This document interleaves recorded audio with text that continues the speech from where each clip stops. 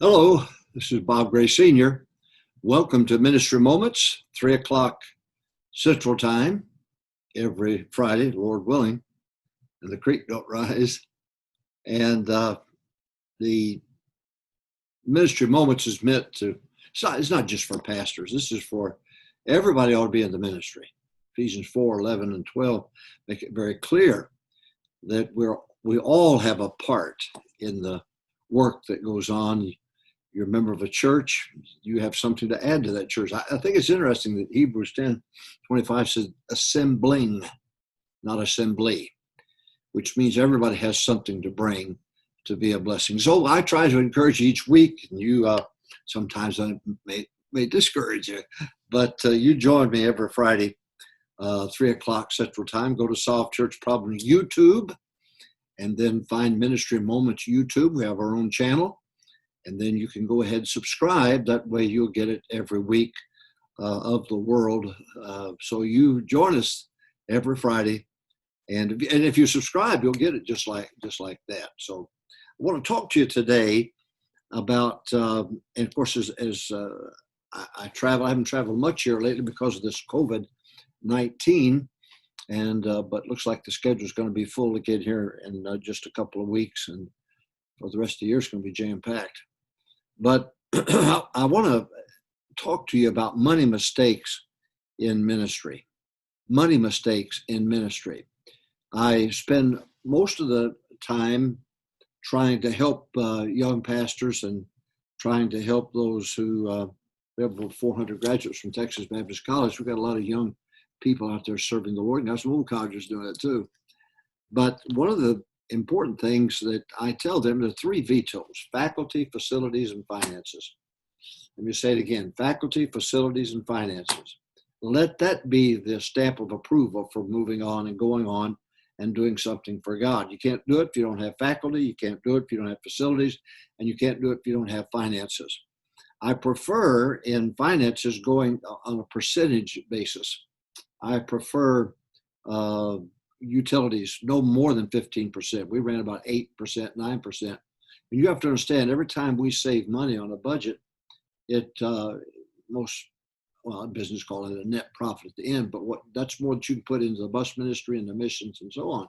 So you got to teach your people shut lights off and get those air conditioners on a computerized so that they can go ahead and automatically shut off. I remember one time Dr. Russell Anderson spoke for us on a Wednesday night, and the air conditioner went down because it was time to shut it down. He sat, bless his heart, he sat on that platform forever, signing Bibles.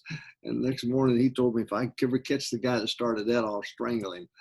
But it was computerized and it went off. And so we did that. So let me talk to you about money mistakes in ministry. Number 1, no open-ended mortgage. No open-ended mortgage. That's a mistake.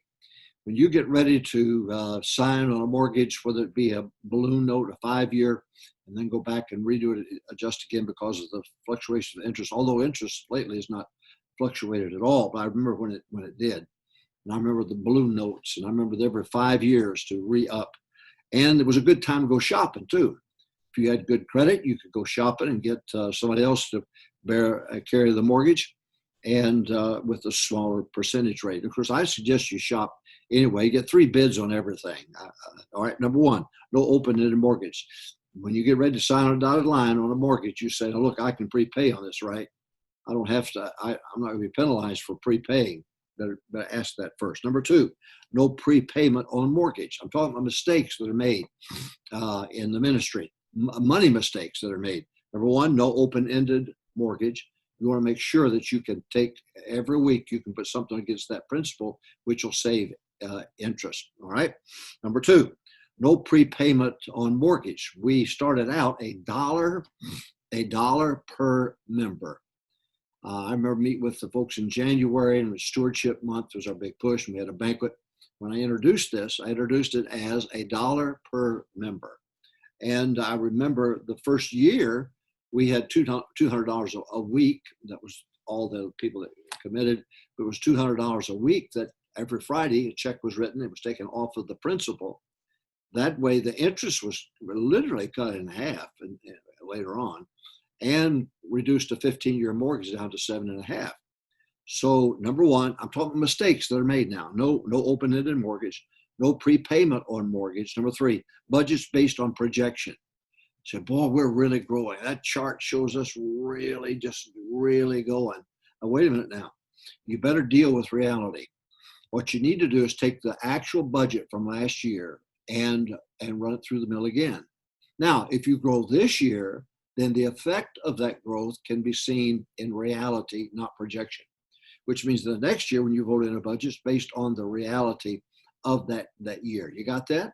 So don't do budgets based on projection at all. In fact, Brother House taught us preacher boys that you looked at the Wednesday night crowd to try to figure out whether you ought to build or expand or not, the Wednesday night crowd.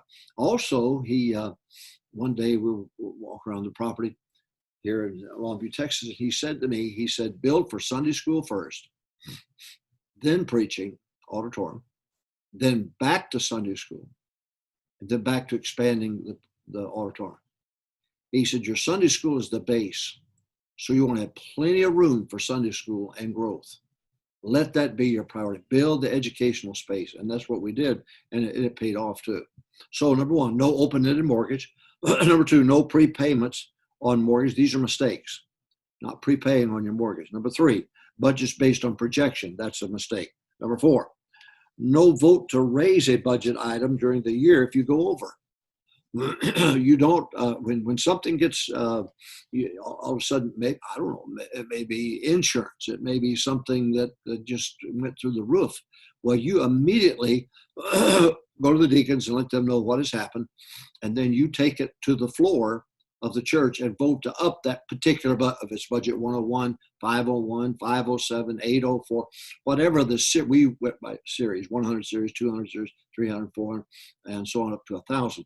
Now, you vote on that because the only authority you have to spend what you spend is what that church votes on. You can't spend any more than that. No, you can't. So you can't go over that budget. You can't go over that budget. Now, there may be items, I'll mention it a little bit later, but have a surplus account, so all the money goes in that surplus account. You may have some project that you want to use that money for, but it doesn't come out of the budget. And you and the deacons can decide on that, on what you're going to do, and then take it to the people. So number one, no open-ended mortgage. That's a mistake. Get that open-ended so you can pay on the principal. Number two, no prepayments on the mortgage. Get a program going, $1 a head. You'd be amazed at what difference it'd make interest-wise and principal-wise. Number three, budgets based on projection. Base next year's budget on the reality of this year. Got it? You say, well, I want to grow. Then grow. As you grow, then let it be reflected in the next year's budget. That way you're not going to get yourself in trouble. I'm trying to help you. You're not going to get yourself in trouble. Next, number four, no vote to raise a budget item during the year if you go over that budget. Number five, counting offerings during the services. Listen carefully. Counting offerings during the services. I cringe when I see in a church somewhere they take up an offering and 4 or 5 men leave the service. And they go sit and count money for that hour rather than sitting in the preaching. They're going to backslide. You're going to get yourself in serious trouble. You're going to hurt them. Now, you collect that offering, bring it down, put it on the Lord's Supper table, and let it sit there in front of God and everybody. Now, I know what I'm talking about. So you just collect it, the offerings, bring it down, set it right on the Lord's Supper table. Just set it right there.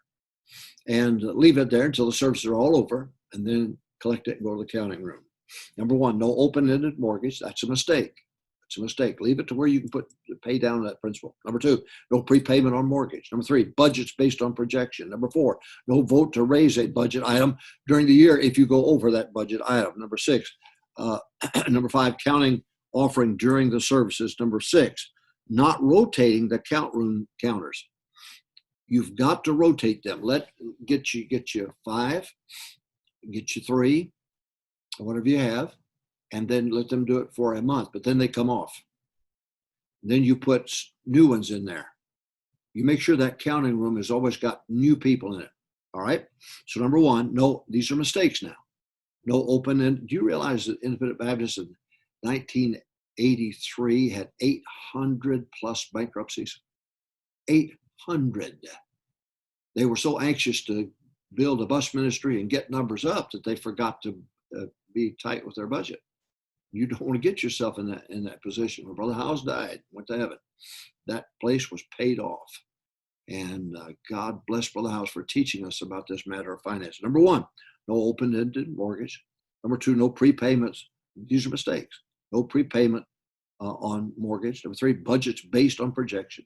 Number four, no vote to raise a budget if you go over it during the year. Number five, counting offerings during the service. Mistake. Don't do that. Number six, not rotating the count room counters. Rotate. Don't leave them on there you rotate them off. Number seven, no odd number in the counting room.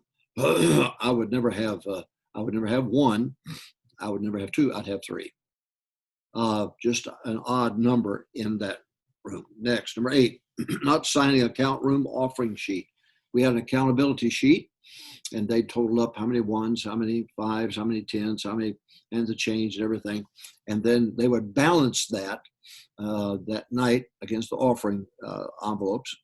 They would balance it that night, and so then they would have a count room accountability sheet, and they would all sign it. All of them would sign it. That way, if we had a problem, we could go back and take a look and see exactly who's involved in that problem.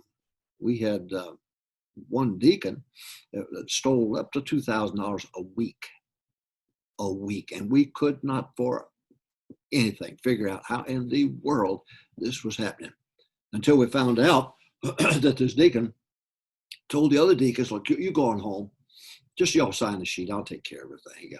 And what he did, he picked up the envelopes and took the cash out of the envelope, put the envelope back, put the cash in his pocket, took it home.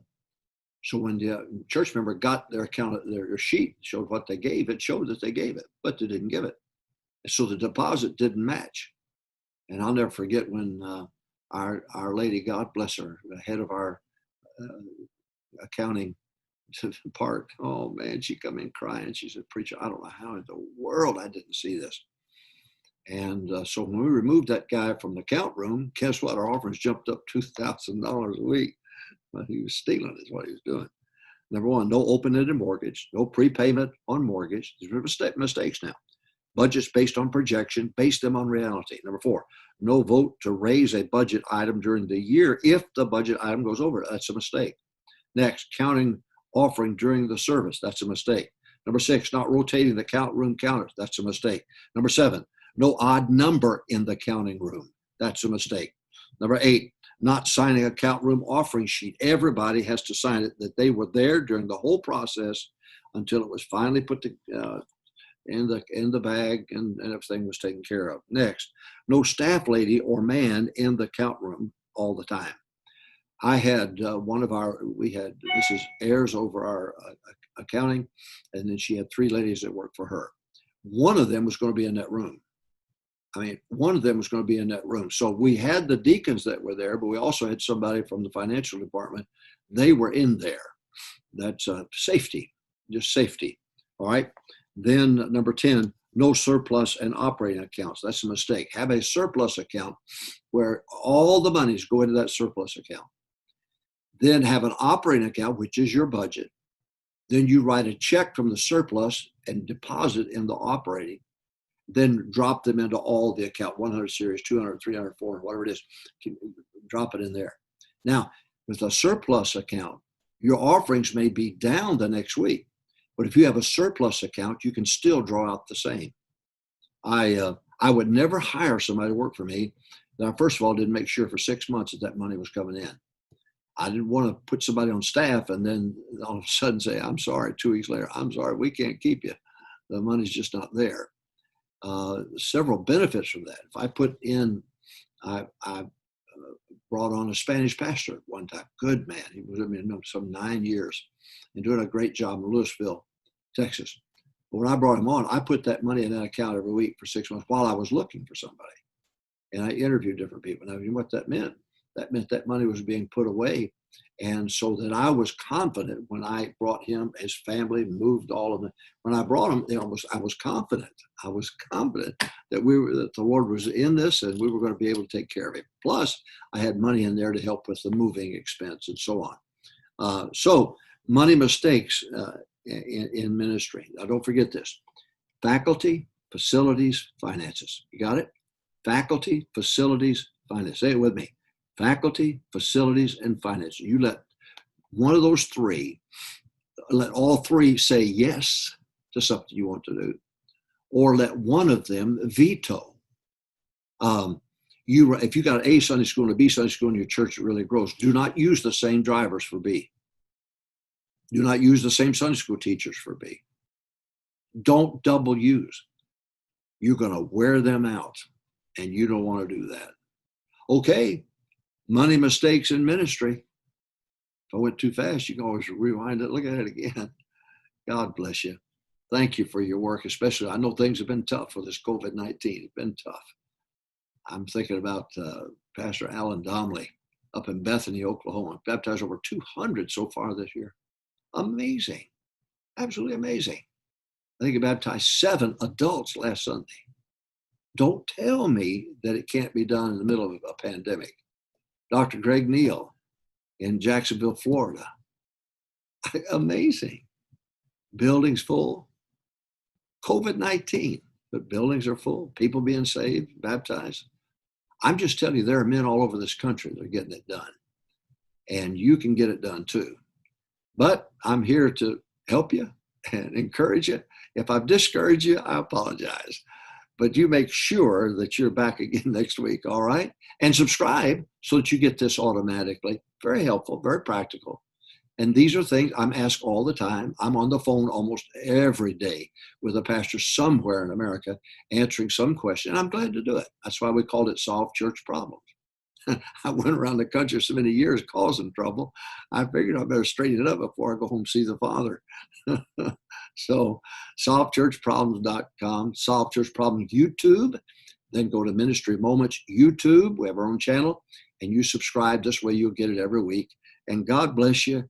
And praying for you. Have a great weekend. Win a bunch of folks to Christ this weekend. God bless you.